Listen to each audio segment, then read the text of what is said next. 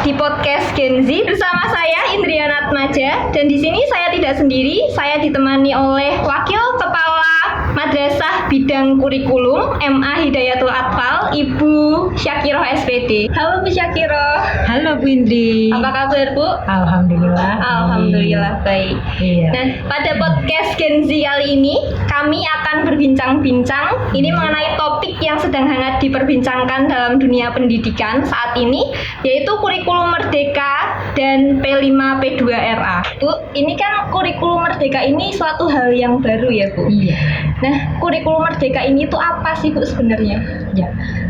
Seperti yang sudah dijelaskan pada situs resmi Kemendikbudristek, bahwa kurikulum merdeka atau yang biasa disebut dengan kurikulum merdeka belajar adalah kurikulum dengan pembelajaran intrakurikuler yang beragam, di mana konten pembelajaran yang disajikan kepada para siswa akan lebih optimal dengan tujuan agar peserta didik dapat memiliki waktu yang cukup untuk mendalami konsep serta menguatkan kompetensinya.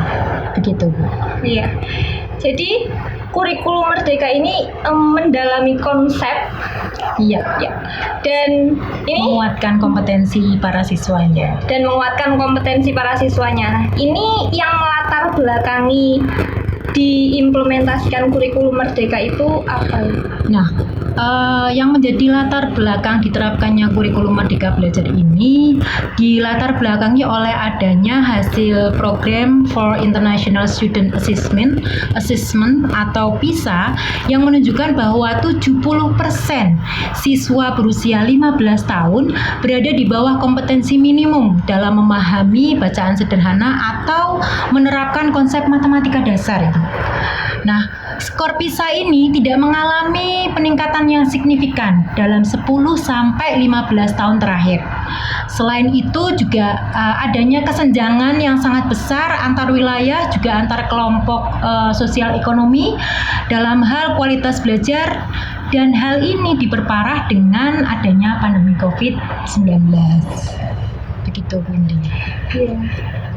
Nah, untuk mengatasi hal tersebut, pemerintah dalam hal ini Kemdikbudristek melakukan penyederhanaan kurikulum dalam kondisi khusus yang kemudian kita kenal bersama ya, namanya kurikulum darurat. Waktu itu kita materinya menggunakan materi esensial ya Bu Indri ya. Nah, kurikulum ini diterapkan untuk memitigasi ketertinggalan pembelajaran atau learning loss pada masa pandemi. Dan hasilnya dari 31% sekolah yang menggunakan kurikulum darurat ini menunjukkan bahwa penggunaan kurikulum tersebut dapat mengurangi dampak pandemi, Bu Indri, sebesar 73% untuk literasi dan 86% untuk numerasi. Nah, efektivitas kurikulum darurat ini semakin menunjukkan bahwa ternyata perubahan kurikulum itu diperlukan dan sangat urgent, penting sekali untuk dilakukan secara lebih komprehensif. Maka dari itu disusunlah kurikulum merdeka sebagai kurikulum baru yang lebih komprehensif dibandingkan dengan kurikulum-kurikulum sebelumnya. Begitu Bu Indri. Ya. Tadi kurikulum merdeka itu sebagai kurikulum yang sangat komprehensif dari kurikulum sebelumnya dibandingkan dengan kurikulum-kurikulum sebelumnya. Ya. Nah, ini di MA Hifal sendiri ini sudah menerapkan kurikulum merdeka ya, Bu? Di tahun pelajaran ini. Tahun pelajaran 2023-2024. Nah, bagaimana implementasi kurikulum merdeka sendiri ini di MA Hidayatul Atfal? Jadi, penerapan implementasi kurikulum merdeka belajar di MA Hifal itu berdasarkan pada surat keputusan Direktur Jenderal Pendidikan Islam nomor 1443 tahun 2023 bahwa MA Hifal merupakan salah satu madrasah pelaksana implementasi kurikulum merdeka pada tahun pelajaran 2023-2024. Nah, selain itu kami juga berpedoman pada keputusan Menteri Agama nomor 347 tahun 2022 tentang pedoman implementasi kurikulum merdeka pada madrasah. Nah, setelah kami mempelajari, kemudian kami membentuk tim IKM Hifal. Kami bersama tim merumuskan konsep pelaksanaan implementasi kurikulum Merdeka di MA-IFAL itu akan seperti apa. Kemudian setelah kami berdiskusi bersama-sama merumuskan, memang ada beberapa yang kami masih bingung dengan konsep tersebut. Namun alhamdulillah kami mendapatkan surat tugas dari Kementerian Agama Kota Pekalongan untuk menjadi peserta pelatihan IKM dengan berbasis komunitas Windri yang diselenggarakan oleh BDK Semarang, Balai Diklat Keagamaan Semarang, yang dilaksanakan pada tanggal 22 sampai 27 Mei 2023. Begitu, Windri. Tadi berarti sudah mengikuti pelatihan, terus dikasih pendampingan seperti itu ya Bu, dari BDK Semarang sendiri. Setelah melaksanakan pelatihan itu, apa sih Bu perbedaan dari kurikulum Merdeka ini dengan kurikulum yang sudah dijalankan sebelumnya? Ya, dalam kurikulum Merdeka, hal yang membedakan dengan kurikulum sebelumnya, Bu Indri, di kurikulum Merdeka ini guru-guru memiliki keleluasaan dalam memilih berbagai perangkat ajar. Tentunya disesuaikan dengan kebutuhan siswa dan juga minat siswanya. Ini sangat optimal dalam pembelajaran karena anak-anak merasa mereka belajar itu berdasarkan kebutuhan dan minatnya.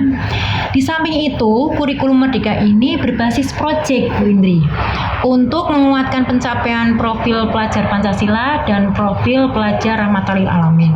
Nah, proyek ini dikembangkan berdasarkan tema-tema tertentu yang sudah ditetapkan oleh pemerintah, sehingga tidak terikat pada konten mata pelajaran. Begitu, Bu Indri. Tadi kan dalam kurikulum Merdeka itu ada dua hal penting yang perlu digarisbawahi ya Bu. Yang pertama tadi diferensiasi minat, terus yang kedua tadi berbasis proyek betul. Nah, apa saja nih proyek yang sudah dijalankan oleh MA-IFAL? MA-IFAL ini akan melaksanakan 3 proyek, Windri, pada tahun pelajaran ini. Dengan tema, yang pertama ada tema Bhinneka Tunggal Ika, kemudian gaya hidup berkelanjutan, dan yang ketiga bangunlah jiwa raganya. Nah, untuk proyek yang pertama ini sudah dilaksanakan, Windri, dengan tema Bhinneka Tunggal Ika. Topiknya adalah cinta tanah air. Subtopik yang dilaksanakan pada proyek pertama ini adalah yang pertama tata upacara bendera, kemudian sosiodrama, dan yang ketiga tarian Nusantara kontemporer. Di sini kami sudah melaksanakan diferensiasi proyek. Jadi anak-anak memilih subtopik ini berdasarkan dengan minat mereka. Adapun waktu pelaksanaannya dilaksanakan pada tanggal 31 Juli sampai tanggal 22 Agustus 2023. Nah, dari proyek 1 itu apa saja karakter yang dinilai ini Bu? Untuk penilaian dimensi atau penilaian karakter di proyek 1 ini, untuk penilaian P3 mengambil dimensi gotong royong berkebinekaan global. Sedangkan untuk P2RA-nya ada tasamu atau toleransi, muatonah atau berkewarganegaraan dan kebangsaan. Itu dimensi yang dinilai pada proyek 1. Di proyek 1 ini karena kita mendapatkan pendampingan secara langsung dari BDK, dalam hal ini kami tim IKM MA-IFAL didampingi oleh Bapak Miftahul Fawad. Kami selalu berkonsultasi baik via offline maupun online kepada beliau, dan alhamdulillah tim kami itu ditunjuk untuk presentasi best practice project di beberapa wilayah, yaitu di Semarang, di Kabupaten Semarang, kemudian di Kabupaten Batang, dan juga di Pekalongan. Nah, dari proyek 1 ini pun anak-anak sudah mulai tumbuh, Bu Indi, karakter gotong royong, kemudian kebersamaan, mereka saling toleransi satu dengan yang lain, gitu. Dan kami harapkan nantinya di proyek-proyek berikutnya juga demikian. Nah, saya lanjutkan untuk yang proyek kedua ya Bu. Ya, untuk yang proyek kedua ini kami mengambil tema gaya hidup berkelanjutan dengan topik pengelolaan sampah. Adapun subtopiknya yang dipilih adalah yang pertama itu ada pilah sampah, kemudian daur ulang sampah, sumbang sampah, dan nabung sampah. Dan waktu pelaksanaannya itu dari mulai tanggal 30 September sampai tanggal 28 Oktober 2023. Begitu Bu. Ya, di project 2 ini dengan tema tadi gaya hidup berkelanjutan, apakah nilai karakternya juga yang lain? Oh ya, karakter yang dinilai pada Project 2 ini adalah kreatif untuk penilaian P3 ya, yaitu kreatif dan beriman kepada Tuhan.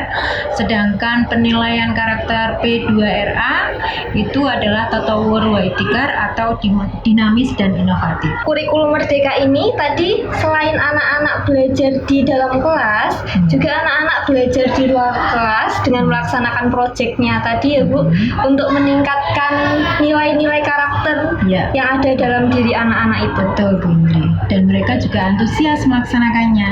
Jadi tidak ada tekanan karena sekali lagi yang dinilai bukan pada hasil karya atau produknya, tetapi pada karakter dan nilai-nilai.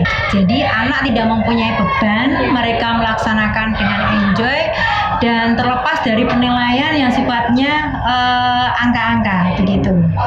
Pertanyaan terakhir ini Bu, Ya. harapan apa yang ingin dicapai oleh MA Hifal setelah menerapkan kurikulum Merdeka ini? Jadi harapan yang ingin dicapai oleh MA Hifal setelah penerapan kurikulum Merdeka ini adalah bahwa diharapkan kurikulum Merdeka ini dapat membawa perubahan positif pada peningkatan kualitas pendidikan di madrasah, khususnya di MA Hifal. Kemudian menyiapkan siswa dengan keterampilan yang dibutuhkan di masa mendatang. Dan yang terakhir, ini yang utama adalah membangun nilai-nilai karakter profil pelajar Pancasila dan rahmatan lil alamin, dan juga mempertahankan nilai-nilai religiusitas yang menjadi ciri khas dari pendidikan di madrasah. Jadi bisa saya simpulkan perbedaan dari kurikulum Merdeka dan kurikulum yang sudah dilaksanakan sebelumnya ini Bu, tadi bahwa kurikulum Merdeka ini yang pertama itu berdiferensiasi minat, yang kedua tadi penguatan profil berbasis proyek, dan yang terakhir penguatan nilai karakter. Sangat menarik sekali perbincangan kita pada kali ini Bu terkait dengan kurikulum Merdeka. Semoga dapat memberikan informasi untuk sobat Gen Z semua. Jangan lupa follow akun sosial media MA Hifal di bawah ini untuk mendapatkan informasi-informasi ter-up-to-date lainnya. Sampai jumpa lagi di podcast Gen Z Generasi